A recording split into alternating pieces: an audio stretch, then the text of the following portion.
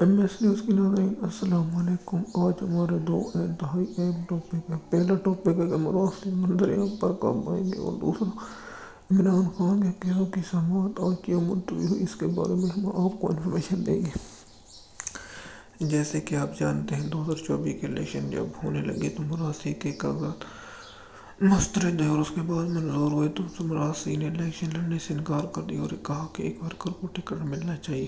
اب مراسی کے Saint election کے کاغذات الیکشن کمیشن نے مسترد کر دیا۔ جب پشاور ہائی کورٹ نے منظور کیے تو اب مراسی الیکشن سینٹ کا لڑنے کے لیے اہل ہو گئے، اور مراسی جب الیکشن سینٹ کا جیتیں گے تو مراسی سینٹ کے لیے الیکشن لڑنے کے لیے اہل ہو چکے، اور مراسی 2 اپریل یا 1 اپریل کو منظر عام پر آ سکتے ہیں یا اس سے دیر بھی آ سکتے ہیں۔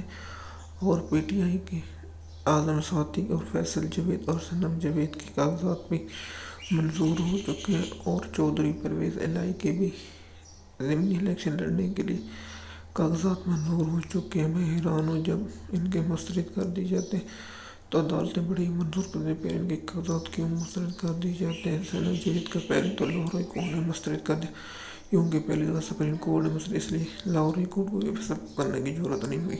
اور عمران خان کے کیسوں کی سماعت آج اس لیے ملتوی ہوئی کیونکہ سپریم کورٹ میں ججوں نے جانا تھا اور اس کی حقیقت اشتہار، کیونکہ 6 ججوں نے جو خط لکھا ہے وہ آن چکا ہے جو سپریم کورٹ کے ججوں نے دیا ہے۔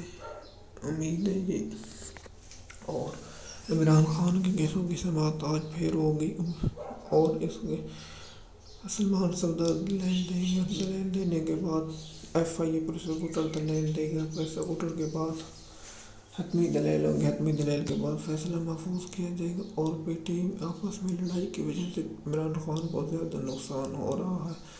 پی ٹی آئی کی اندرونی لڑائی کی وجہ سے عوام مایوس ہو رہی ہے۔ شیرود المرت کیونکہ انہیں ایک پلیٹ فارم بنانا چاہیے، پہلے بھی ہم نے کہا تھا کہ پلیٹ فارم ہونا چاہیے اور اس پلیٹ فارم کے مطابق بیان دینا چاہیے، لیکن پی ٹی آئی کے کچھ جذباتی لوگ غلط بیان بازی کرتے ہیں۔